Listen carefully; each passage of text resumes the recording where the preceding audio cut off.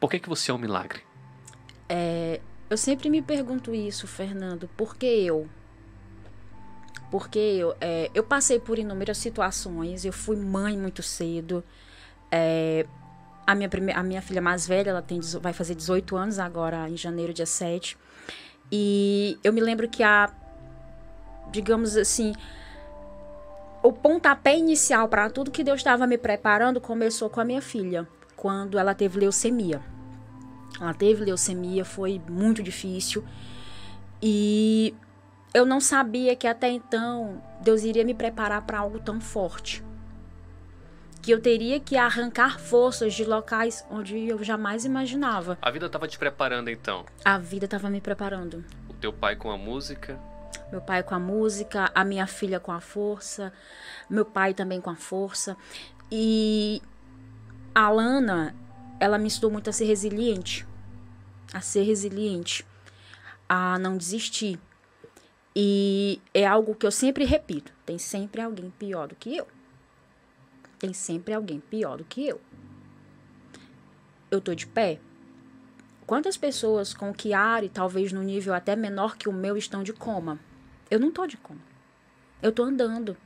Caramba, eu tenho uma lesão na medula. E eu tô basicamente normal. Os médicos, eles não acreditavam. Quando foi descoberta a lesão na medula, a médica fez a ressonância em 4 máquinas diferentes porque ela não acreditava no que ela estava vendo. E o único sintoma que eu tinha era tontura. E eu dizia, explica? Ela disse, eu não tenho o que explicar. E eu fui pro médico, eu disse, doutor, explica. Ele disse, eu não tenho o que explicar. Eu disse, mas como é que eu vou fazer? Ele disse, minha filha, viva. Viva. E o que ele sempre fala é, viva cada segundo como se fosse o último. Viva cada segundo como se fosse o último. Eu já passei por muitas pessoas que, quando eu falo do que eu já passei, e eu vejo as pessoas me agradecendo pelo meu testemunho, eu vejo que a minha missão talvez seja essa. É mostrar para as pessoas que, por mais difícil que seja a situação que você está passando, Fernando, você pode vencer. Deus nunca vai te dar uma batalha maior do que a tua força.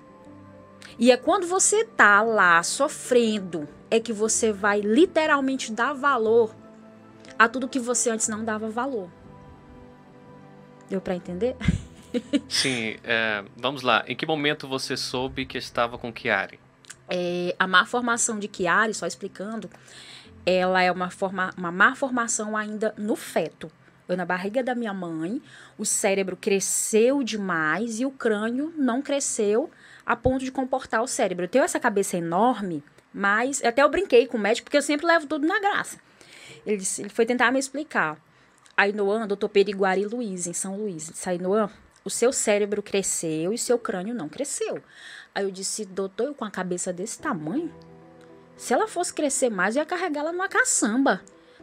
E ele rindo, mas enfim. Eu descobri em 2017. Na verdade, eu fiz o primeiro exame em 2017. E o médico disse que era uma hérnia de disco. Mas eu me lembro que eu perguntei, mata? E ele, não. Eu disse, tá bom, então, se não mata, eu vou pra casa. Peguei o exame e, como toda pessoa irresponsável, peguei o exame e pendurei numa escapa no meu quarto. Isso em dezembro de 2017. Detalhe, vou voltar um pouquinho. Eu nasci com ela, mas ela é um pouco sacana. Eu nasci com ela, mas os primeiros sintomas só aparecem com 30 anos. É incrível isso. E eu completei 30 anos dia 28 de novembro. Dia 17 de dezembro eu já estava fazendo os exames porque eu já estava me sentindo mal.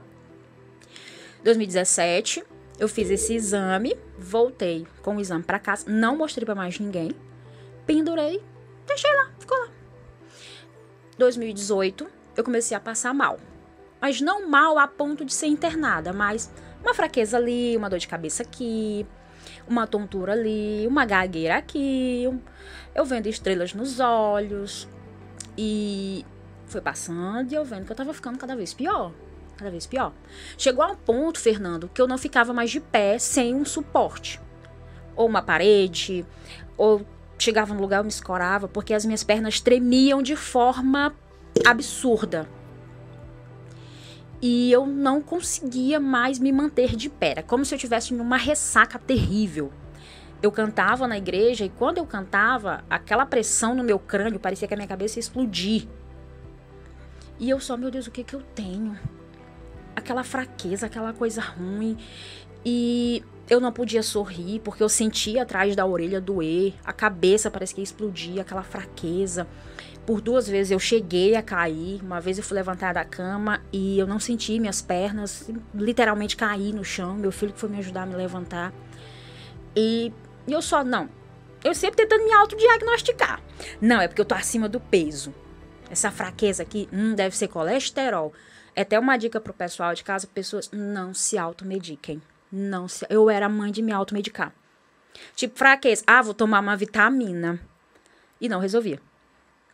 Os olhos. É meu óculos que tá vencido. Vou procurar o oftalmologista pra ver o que tá acontecendo. Essa dor na minha cabeça aqui, já sei. Ao invés de eu tomar uma Neosaldina, eu vou tomar 2. Olha a ideia da pessoa. E nada de resolver. Foi só piorando. Chegou ao ponto que eu digo, não, vamos procurar ajuda. Aí quando eu tive um desmaio na cidade de Governador Nunes Freire, aí eu falei a célebre frase, agora é hora de eu procurar um médico. Em que contexto aconteceu esse desmaio? Você estava no trabalho? Pode falar o nome da empresa? Sim, fique à vontade. Eu trabalho no CEAP, né? CEAP Microempreendimento, que abaixo de Deus, Fernando, foi a minha tábua de salvação. Porque eu estava trabalhando, né, em outro local, no cartório, e ganhando um salário mínimo, ok. De repente, me veio o convite para fazer o teste para entrar no CEAP. E eu não sabia o que era CEAP, mas lógico, eu fui pesquisar. Deus me deu uma força que eu não sei de onde eu tirei para poder ingressar nessa empresa. E eu ingressei no dia 17/7/2017. Em dezembro, eu já estava usando o plano de saúde. Olha só, eu já estava usando o plano de saúde. E até então eu dizia, não sei para que eu pago o plano de saúde. Todo mês é descontado e eu não uso. Ok, guardo essa informação, né? Beleza.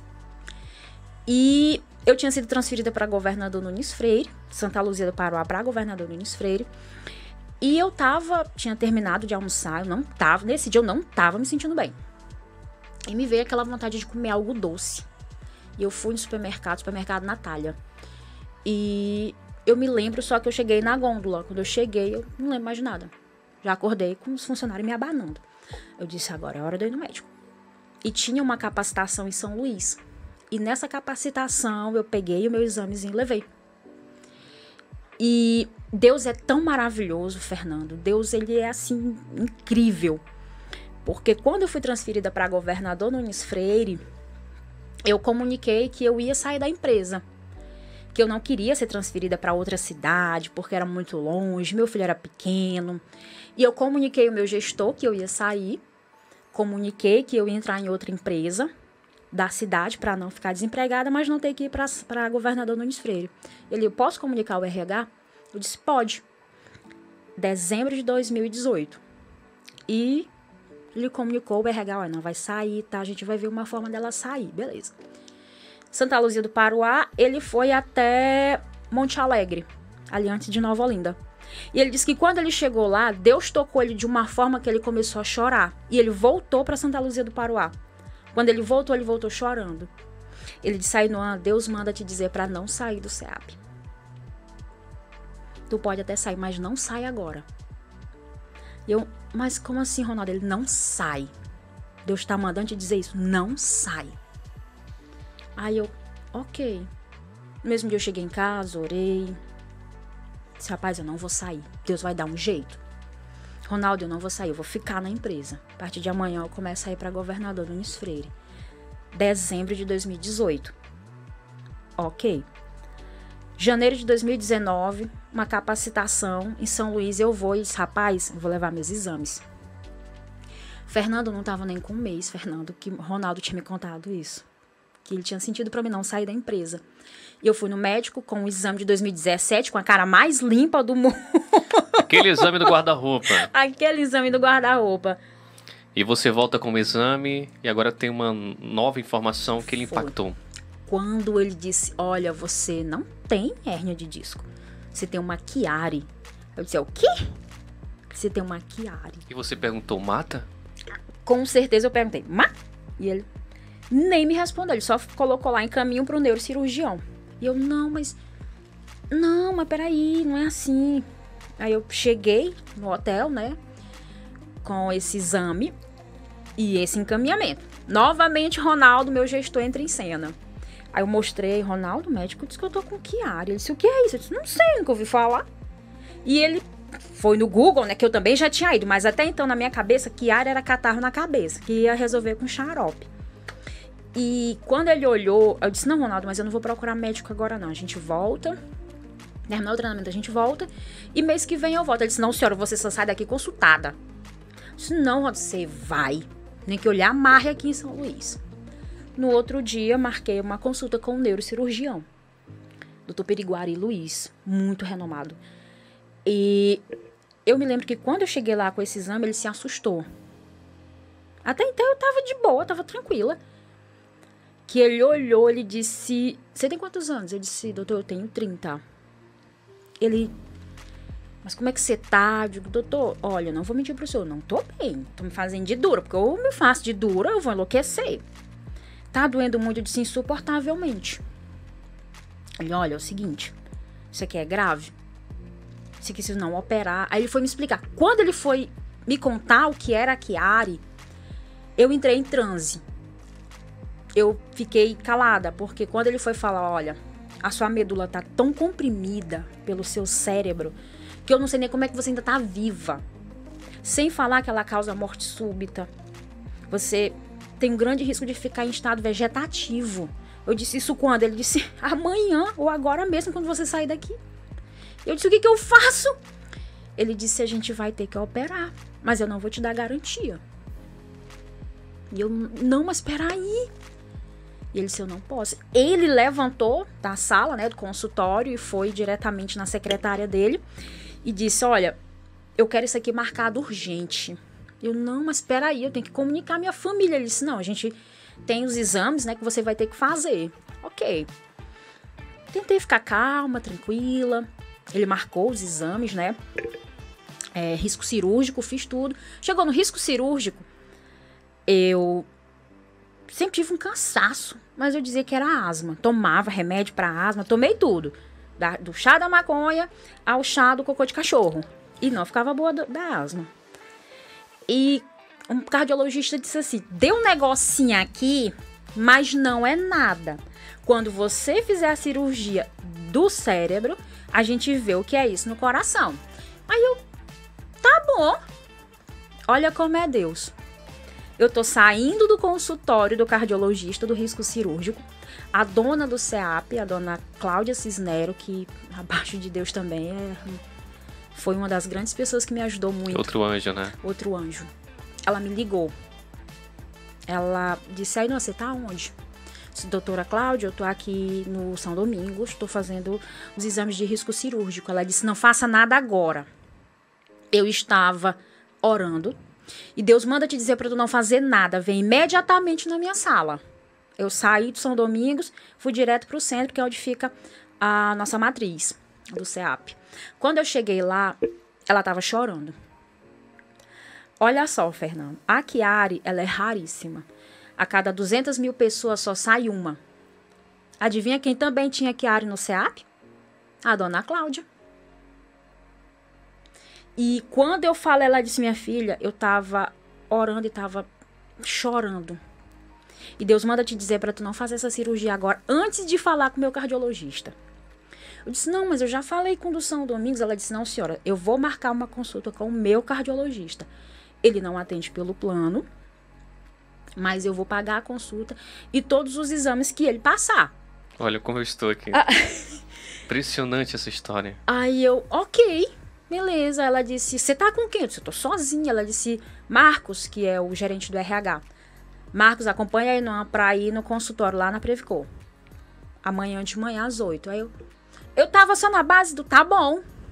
Que eu tava tão anestesiada de tudo que tava acontecendo de forma tão rápida. E eu só, tá bom. No outro dia, pela manhã, eu fui, né, pro exame. com acompanhado dele, né, do gestor do RH, o Marcos, que foi quem me acompanhou muito, para mim não ir sozinha, era um apoio psicológico. E quando eu cheguei lá, eu fiz vários exames. Aí ele me perguntou assim, queria ser sua cirurgia? Eu disse, doutor, pela urgência, o doutor Periguari disse que no máximo até o dia 28 de fevereiro eu estaria sendo operada. Ele disse, querida, dia 28 de fevereiro você ia morrer. Eu disse, ah, não. Aí você já tá de sacanagem comigo? Ele disse, infelizmente você também nasceu com uma má formação no seu coração. Eu disse, ah, você tá de brincadeira. Ele disse, sim. O lado esquerdo do seu coração, eles batem assim, né? O meu, ele bate assim, e o esquerdo bate assim e para. Vai e para. Por isso que eu tenho essa certa falta de ar. E eu, sim, mas como é que eu faço agora? Eles primeiro, fica calma. Fica calma, porque a gente vai ter que ver uma questão. Porque se ele te operar agora, o teu coração não vai suportar. Porque são quase 10 horas de cirurgia. Teu coração não vai suportar essa cirurgia. E eu disse, mas o que eu faço? Eles, primeiro de tudo, fica calmo. Ele, o médico, liga para a dona da empresa, a dona Cláudia, e disse, olha, a gente vai ter que sentar e ver o que a gente vai poder fazer com ela. Trabalhar ela não vai mais poder. Ela, não, a partir de hoje ela tá de licença. É daí para casa. E eu disse, doutor, mas o que eu faço? Isso a gente vai primeiro tratar o coração, ver o que a gente pode fazer para fortalecer esse teu coração, pra gente depois ver a cirurgia do crânio.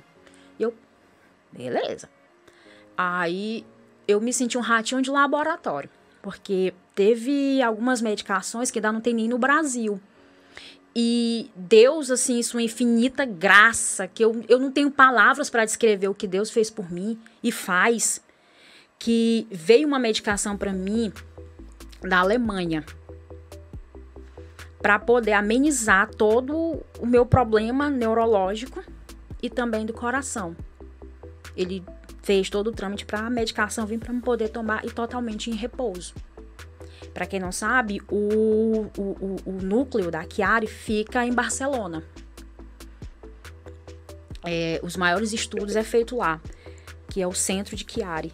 E quando eu me vi tomando... Eu cheguei a tomar, Fernando, 16 tipos de medicação por dia. De beta-bloqueador a neoepilético. E eu me sentia altamente dopada, mas todo o tempo, não, eu vou conseguir. Isso foi em fevereiro. Aí eu fiquei fevereiro, março, abril de repouso. Aí, no início de maio, eu entrei em contato com a empresa e disse, cara, deixa eu trabalhar pelo menos uma semana, porque se eu ficar mais um dia em casa, eu vou surtar.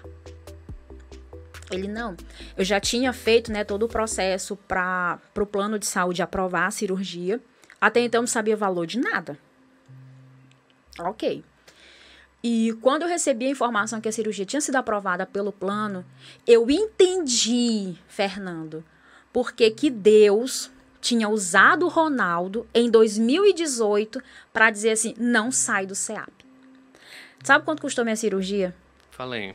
R$190 mil. A UTI cobrada por hora.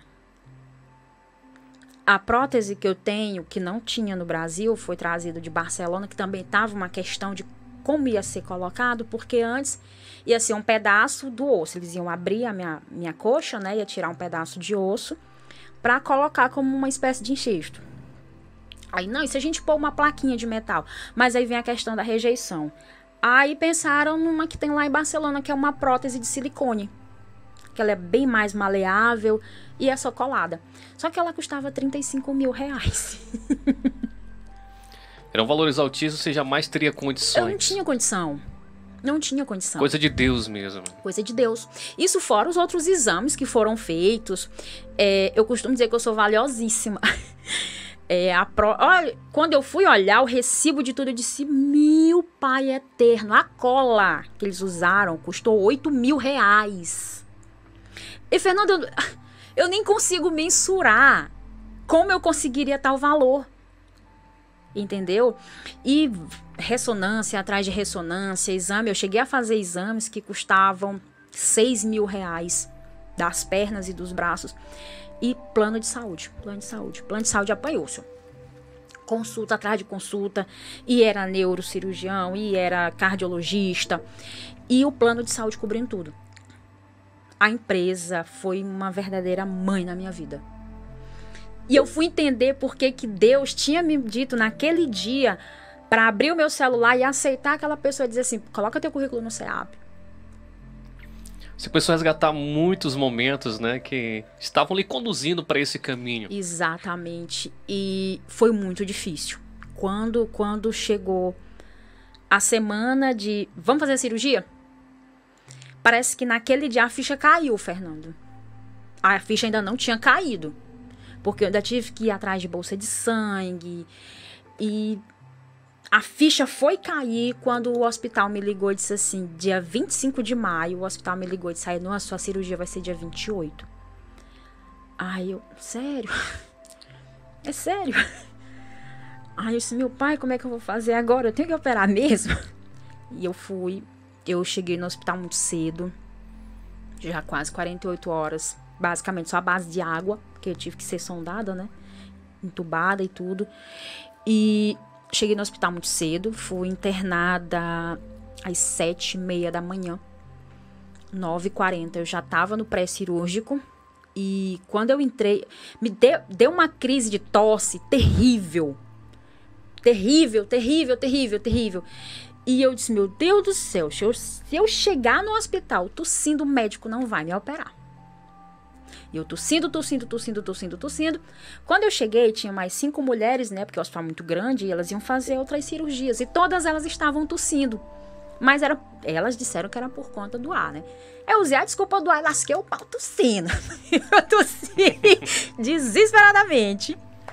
E às 10h40, doutor Emílio, que eu tive que mudar, né? De cirurgião, ele chegou e eu me lembro que quando ele entrou, ele é bem magro, alto. E eu não sei porquê, porque cargas d'água, ele chegou numa roupa de cirurgia rosa. Mas aquele rosa bem clarinho. Todos estavam com uma roupa rosa, né? Aí eu me lembro que quando eu olhei pra ele, eu disse, doutor Emílio, com todo o respeito que eu lhe tenho, mas o senhor tá a pantera cor-de-rosa purinho. E eu me lembro que eu tava... Qual era o mês? Era mês de maio de 2019. Não tem nem como ser outubro rosa. Não tem. E eu ficava nessa, toda hora, me leva no banheiro. E a enfermeira dizia, você tá bem? Eu disse, tô ótima. Aí eu entrava no banheiro. Eu me lembro que se Deus foi perturbado alguma vez, esse dia ele foi bem perturbado. Que eu comecei, Senhor, lembra daquele pecado que eu cometi tal dia? Tava negociando, né? Eu tava negociando com Deus. A minha cabeça ia abrir, né, Fernando? Aí Deus, lembra daquele pecado? Então, bora conversar bem aqui. Hinos da harpa. Aí eu orava, cantava um hino da harpa e a enfermeira na porta. Aí, não, você tem que ir pra lá, olha a contaminação, sua cirurgia vai ser daqui a pouco. Eu, não, beleza, bora. Aí eu sentava lá e aquele pecado fulano, peraí. Eu quero ir no banheiro de novo. Tava se confessando, era uma confissão com Deus. Confissão. Você imaginava que poderia não resistir? Na verdade, eles me deixaram bem cientes de tudo que podia acontecer. Ele chegou a falar o seguinte, Ainoam, as probabilidades de você sair de cadeira de rodas são muito grandes. Muito grandes. Tipo 90%? Isso. Porque o meu cérebro estava muito comprimido. Muito mesmo. E você tinha essas informações antes da cirurgia? Tipo assim, ele falou, você quer operar? Porque eu não vou te dar garantia. O máximo de garantia que eu posso te dar de reversão dos sintomas é de 30%. E eu tava com a minha irmã. E eu me lembro que eu olhei pra ela e disse assim, Jaqueline, eu opero. Ela disse, 30% é melhor que nada, né? Aí eu disse, vendo por esse lado, disse, doutor, eu vou operar. Pelo menos se não der certo, eu tentei. Então, tinha uma chance muito grande de não servir de nada. De simplesmente ser aberta por nada. E ele não me deu garantia de reversão dos sintomas. Até porque não tem cura. Ele não ia mexer na estrutura do cérebro. Ele ia mexer na estrutura do crânio. Ele ia dar um espaço maior para o crânio. Para o crânio se comportar... para o cérebro se comportar dentro do crânio. Mas a questão cerebral, ele não mexeu em nada. O cerebelo, né, que foi o que desceu para a coluna, que é o que obstrui a medula, tá continuando obstruindo a medula. O que ele fez foi, imagina essa cena. Aqui, essa sala, ela tá cheia de móveis. Mas, tipo, muito cheia. O que você vai fazer para você conseguir entrar ou dar mais espaço? Você vai abrir a porta. E tá muito abarrotado. Mas aí você não pode deixar esses móveis sair. O que você vai fazer? Você vai pôr algo ali na porta pra, digamos assim, dar um pouco mais de espaço, mas que não fique tão apertado. Deu pra entender, né? Sim, sim. O bom da prótese de silicone, que é a que eu uso, que ela é maleável. Ela não vai comprimir o cérebro da mesma forma que um pedaço de osso, que ele é bem mais, ele é rígido, ele é duro. Então ele comprime. Já ela não, ela é mais maleável, entendeu? Ela vai se adaptando. Isso, essa é a palavra, ela vai se adaptando. E o silicone, ele meio que é uma espécie de membrana, não é nem um silicone, é uma membrana. Que ele vai... Mas, tipo, se eu sentir uma emoção muito forte, você sabe que o cérebro, o meu, ele expande. Ele é aquela coisa que se eu sentir uma emoção muito forte, eu sinto aquela pressão craniana enorme. Se eu rir, eu sinto. Se eu colocar um peso, eu sinto. Se eu chorar, eu sinto. Se cantar. Também. E a gente relembra agora a infância. Até a música. Até a música. Mas você continua cantando. Continuo. Não parei. E sorrindo muito. Pois é. Olha. Eu não consigo. Eu me lembro que quando... olha, Fernando, a Chiari, eu gosto de falar do que eu passei, porque ele mudou muita coisa dentro de mim. O que foi que mudou? A minha convivência com Deus, principalmente.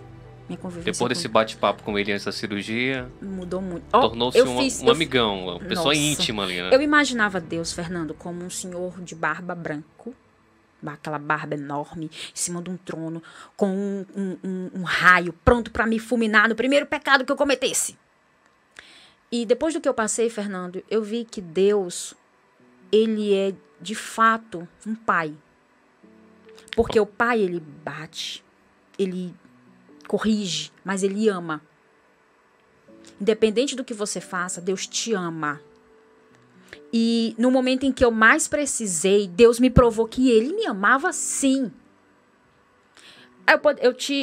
Todo mundo peca, todo mundo tem uma vida de pecado. Se Deus quisesse, se Deus fosse o Deus que eu imaginava antes de eu passar de tudo isso, ele ia me dar um emprego com um plano de saúde que fosse cobrir essa doença, que fosse cobrir essa cirurgia. Te deu 2 mensagens. Ele me deu 2 mensagens. Usou 2 pessoas para falar algo para você. Para falar algo para mim. E quando eu entrei naquela sala de cirurgia, que eu vi todo aquele aparato, enfermeiro, médico, anestesista, que de fato a ficha caiu, que eu ainda continuei fazendo piada. O médico lá, eu disse, doutor, o senhor comeu? Ele disse, comi. Doutor, o senhor toma bastante vitamina C? Aí ele disse, pra quê? Eu digo, já imaginou se eu tá com bisturi? Aí, aí corta que não é pra cortar. Que terrível, hein? Aí eu disse assim, o senhor namorou ontem? Aí ele olhou pra mim e disse assim, como assim namorei ontem? Eu disse, não, preciso saber se o senhor tá bem, afinal de contas a cabeça que o senhor vai abrir é a minha. Aí o anestesista chegou e disse, posso trabalhar? Ele disse, deve. Acordei, entrei 10h40, acordei 7h40 da noite. Sim. Você lembra alguma coisa? Não.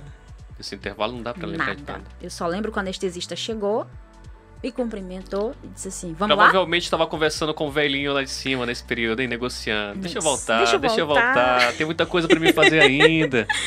E eu me lembro que eu tava com muita fome, muita. Quando eu acordei, eu consegui dizer 2 palavras. Dor e fome. A primeira foi dor. A primeira foi dor, a segunda foi fome. Eu tava com tanta dor, Fernando, mas tanta dor. E eu não conseguia mexer minha cabeça, e eu não conseguia enxergar, e eu tava desesperada. Eu acordei sem enxergar do olho esquerdo. A visão totalmente nua. Já foi um trauma pra você? Eu enlouqueci, eu surtei dentro dessa UTI. Eu dei um verdadeiro piti. Porque de lá eu fui levada pra UTI, eu sem enxergar do olho esquerdo, e uma dor insuportável, uma dor dilacerante. E você viu aí que tem foto, né, minha na UTI. E eu tava com aquele monte de aparato no meu cérebro, válvula, tudo ligado. E aquele negócio apitando, e aquela dor insuportável, eu sem enxergar do meu olho. E eu comecei, eu não tô enxergando o olho, não. E eles, é sequela. Eu disse, sequela o cacete. Eu não vou sair dessa cirurgia com uma sequela sequer. Eu me recuso a sair dessa cirurgia com uma sequela. Chama psicólogo, chama oftalmologista, chama alguém da HRO. Não, aí não é sequela. Não se virem. Deu jeito. Eu não vou sair daqui com uma sequela. Eu vou sair daqui andando, eu vou sair daqui enxergando, eu vou sair daqui totalmente recuperada. Porque o Deus que eu sirvo não é Deus de metade. Ou ele faz todo, ou ele faz todo. E lá vai eu de novo, olha. E eu disse, eu não vou sair daqui. Se virem, dê um jeito de vocês. Eu sei que, em resumo, eles me deram um sossega-leão. Isso era umas 8 horas da noite, 8, 8 e meia. Eles me deram um sossega-leão. Aplicaram algo em você pra dormir? Pra dormir, porque eu tava possessa, eu tava cega. Ai, quando eu acordei de boa. No outro dia, eu tava com muita dor, mas eu tava enxergando. Ai, quando eu acordei, ele disse, o olho, não é que eu tô enxergando? E ele disse, tu é danada. Eu disse, doutor, eu não vou sair daqui com sequela nenhuma. Eu me recuso. Fiquei 3 dias de UTI. Afinal de contas, você tinha 30%. Não, e tu não sabe da melhor. Eu sem sentir minhas pernas.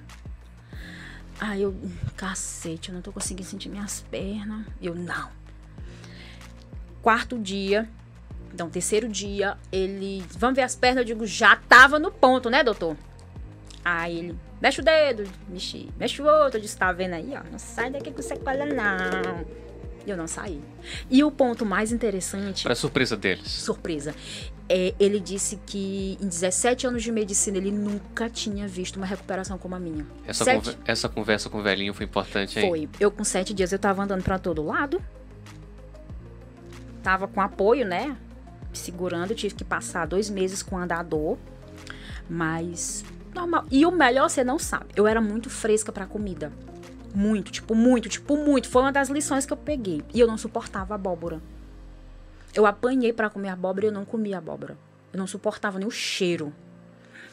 E eu passei, né, 24 horas sem líquido, sem nada, pra poder ir pra cirurgia. Entrei na cirurgia 10 horas, 10h40, saí de lá quase 8 horas sem comer nada.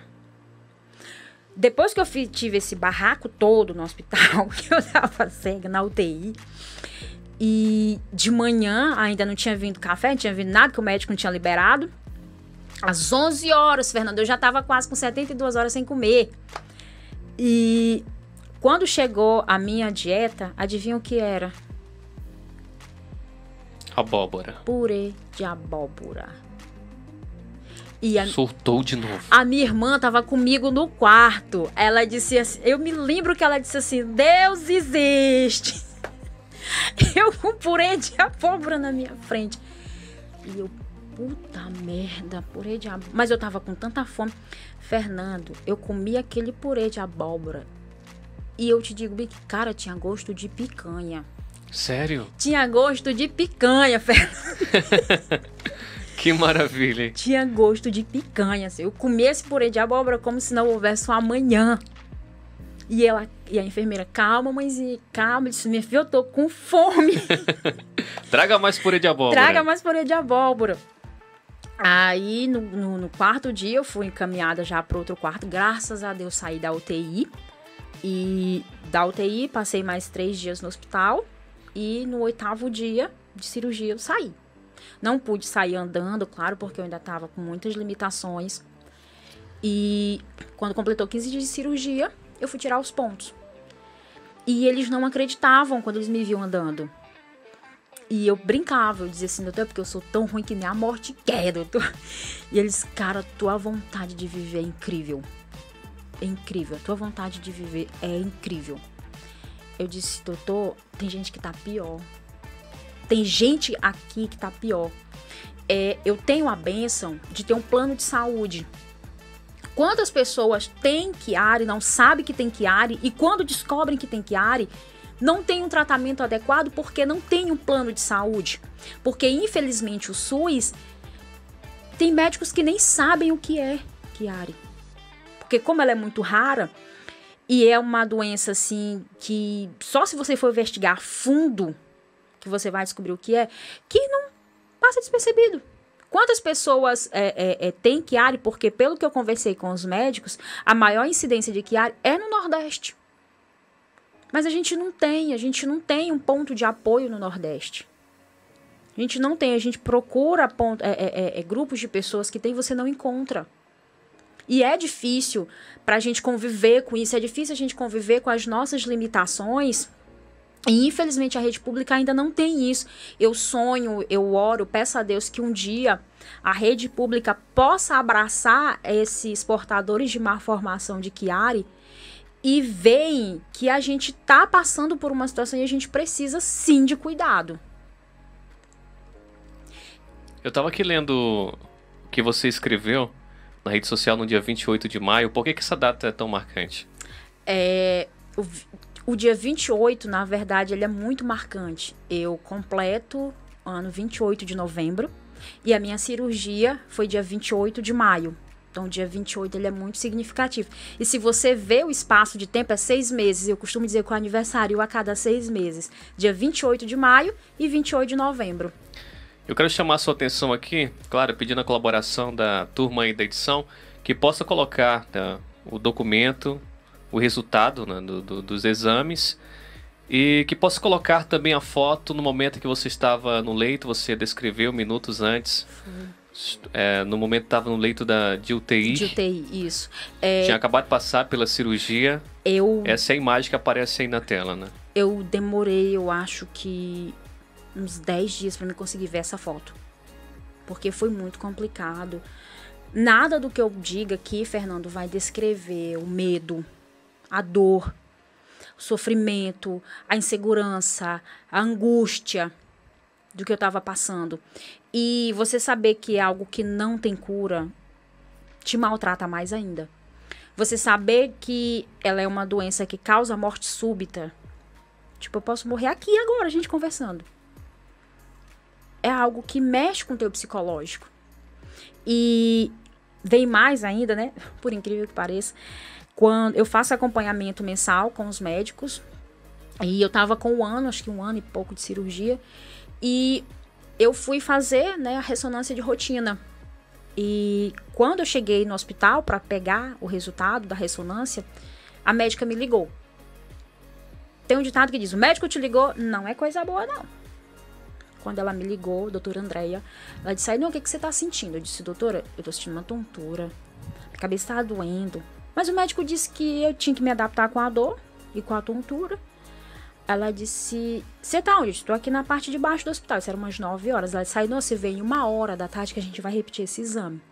Mas por que, doutora? Ela disse, deu um negocinho na tua medula aqui, mas vamos primeiro investigar o que é. Beleza. 1h da tarde eu fui, repeti a ressonância, saí de lá. Ela disse, olha, agora a gente vai repetir em outra máquina. Tá bom. Fui na outra máquina, repeti. Quando terminou, ela disse, não, a gente vai fazer em outra. Eu digo, dá pra senhora parar e me dizer o que tá acontecendo? Ela disse, não, vamos pra outra máquina. Foi pra outra máquina. Quando eu saí, ela me chamou lá onde tipo, tem a sala de ressonância e tem a sala onde ficam os médicos observando as imagens. Ela mostrou lá, né? Disse, você tá vendo isso aqui? Eu disse, tô vendo isso aqui, que é a sua medula. Eu disse, tá. Não tava entendendo nada. Você tá vendo esse risquinho branco? O risquinho branco, eu vi. Eu disse, tô vendo se isso aqui é uma lesão na sua medula. Aí eu disse, doutora, eu não entendo muito assim de medicina. Eu fiz um curso técnico de enfermagem, mas tem 1 zilhão de anos. Mas é possível estar com uma lesão na medula e tá de pé? Ela disse, minha filha, eu não posso te dizer nada. Eu vou ligar pro seu médico. Amanhã você vai conversar com o seu médico. Beleza. No outro dia eu disse, doutor, me explica aqui. Eu tô brincando aqui. Que história é essa aqui, senhor? Que lesão é essa aqui? Ela disse, não, infelizmente ela já me ligou, a gente já conversou. E infelizmente tem uma lesão na sua medula. E eu disse, sim, eu tô de pé. Eu tô andando, eu tô tonta. Mas eu tô uma lesão na C5. Era pra mim estar... Eu não entendo muito, mas era pra mim estar... sem os movimentos dos braços e das pernas. Na C5. Ele disse, Aí não agradeça. Aí eu, o senhor tem razão. Eu vou agradecer. Eu disse, eu vou agradecer, mas... E nisso eles, tipo, ficam toda vez. Eu faço ressonância a cada 30, 40 dias no máximo para fazer o acompanhamento dessa lesão. Que eles ficam... Toda vez eles ficam... tá aí. Aí a última vez, eu fui com o Maiones, ele... não, isso é porque mexeram muito aí na hora que foi abrir, o médico coisou lá, deve ter... Eu digo, pois é, o médico coisou, mas tá aí. Aí, por último, agora descobriram um hemangioma, também na medula, que é uma espécie de tumor. Só que ele disse assim, ele não vai causar nada, ele não vai fazer nada, ele vai ficar quietinho, a gente vai acompanhar, mas provavelmente ele... Vamos orar para não acontecer nada, deixa ele aí quietinho. Também na medula. Na medula não, minto, na coluna. Vamos ao histórico que você tem Chiari. Uma lesão na medula e um hemangioma, que é uma espécie de tumor na coluna. Isso poderia te deixar sem movimentos? Também. E não vamos esquecer do que a Chiari, ela meio que é Chiari. Chiari. Ela é uma porta de abertura para inúmeras doenças. Eu desenvolvi fibromialgia, que é uma dor insuportável, ela não passa nos membros superiores e inferiores. Você convive com a dor todos os dias? Sim, eu tô com dor agora. A fibromialgia, ela causa uma dor incessante, ela não passa. O que é que eles orientaram pra você? Qual foi a orientação? Você tinha que deixar de fazer algumas coisas que você gosta de fazer, né? E faz. Eu não posso rir com frequência, eu rio de teimosa. Cantar, ele pediu também pra dar uma aliviada. A primeira vez, só que eu não parei, continuei. Isso é o primeiro médico. O segundo médico, eu nem perguntei. Eu digo, não, vai que ele manda eu parar. Academia, eu não posso fazer, não posso levantar o máximo de 30 quilos. Até menos que isso, quando eu levanto, eu sinto doer. Eu não posso correr. Salto alto, eu tive que me desfazer também. Eu era louca do salto alto, salto 15. Eu tive que me desfazer. Deus me livre pegar uma bancada na cabeça. Eu evito pilotar, dirigir também, porque lógico que as sequelas, algumas delas ainda estão ainda no meu corpo, como a tontura. E eu não consigo dirigir, eu não consigo pilotar. Às vezes eu ainda piloto de teimosa, mas eu sinto a moto, aí eu pedalava, eu tive que parar de pedalar, porque por várias vezes eu sentia aquela pressão craniana muito forte e eu tinha medo de cair. A dona da empresa, ela teve um episódio em que ela mora em São Paulo, ela caiu, ela estava atravessando a faixa de pedestre. Ela teve uma tontura tão forte que ela apagou e caiu no chão. Quando ela caiu, ela rompeu os 4 ligamentos do braço. E o que é o ruim da tontura da Chiari é porque ela dá de repente. E ela não vai dando aquela tontura que vai tipo numa escala evolutiva. 2, 4... Não, ela já vem com 10. Você tem que estar pronto para se segurar. Por que eu evito hoje em dia usar salto alto? Você já imaginou? Tô no salto alto da uma tontura. Então, quando ela vem de uma vez, assim, pã. Aí ou você se segura, bebê, ou você cai. Aí você tem noção do que você tá dormindo, sonhando, e a dor tá latejando. Todo o tempo, ela não cessa. Eu já tomei Tramal, morfina, Paco. O Paco, ele é a junção da morfina com paracetamol de 1000. E não passava. Por último, eles passaram pregabalina, que também não resolveu. A dor não resolve, tipo, dói muito. Eu tomo, passa ali uns 20, 30 minutinhos e ele dopa. Literalmente, ele te dopa. E eu, bom tomar isso aqui? Não, vou ficar louca, não tá mais passando. Aí foi quando eu voltei pra minha terapia, que é a música. E eu todo tempo fone de ouvido. Você sempre vai ver eu cantarolando alguma coisa, ou no lugar que tenha bastante barulho, pra me poder estar ouvindo uma música. Ou eu tô no local, se tiver, eu tô cantando. E eu fui muito criticada. Muito, muito, muito, muito, muito, Fernando. Você não tem noção. Porque quando eu voltei da cirurgia, eu tava com 3 meses. E eu queria trabalhar.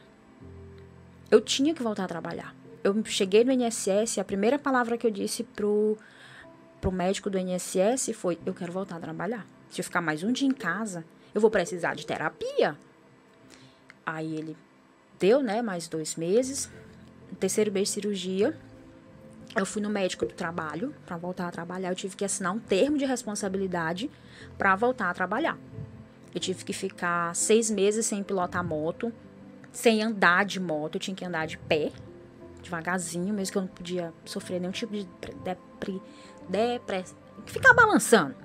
Sim, depressão, né? É, depressão. E eu conheci uma paciente também de Chiari, que ela fez a cirurgia dela em Barcelona. E eu já tinha voltado a trabalhar, já estava com uns 5 meses de cirurgia. E ela já estava com 3 anos que tinha feito a cirurgia dela. E ela disse que ainda não tinha conseguido voltar a trabalhar por conta da dor. Eu disse, amiga, eu voltei com 3 meses. Porque o que é mais fácil? Você conviver com a sua dor, numa cama, se deprimindo, se autodepreciando, chorando, jogando para o mundo, para o universo, que essa doença é ruim, ou você está produzindo, você está trabalhando, você está rodeado de pessoas, você está convivendo, você está vendo outras pessoas. Às vezes você até esquece da sua dor. Fernando, se eu morrer amanhã, eu quero que todo mundo lembre, Fernando, que me viram hoje andando, rindo, conversando, entendeu? Interagindo com as outras pessoas. Eu não quero que a minha última lembrança seja numa cama, chorando, me lamentando, me vitimizando. Não, Fernando, eu não nasci para isso. Na verdade, eu acho que o ser humano não nasceu para se vitimizar. O ser humano não nasceu para ficar numa cama se autodepreciando. Ai, meu Deus, eu sei que cada caso é um caso, mas eu tô contando o meu caso. Eu posso te garantir que tem casos pior do que o meu, ó.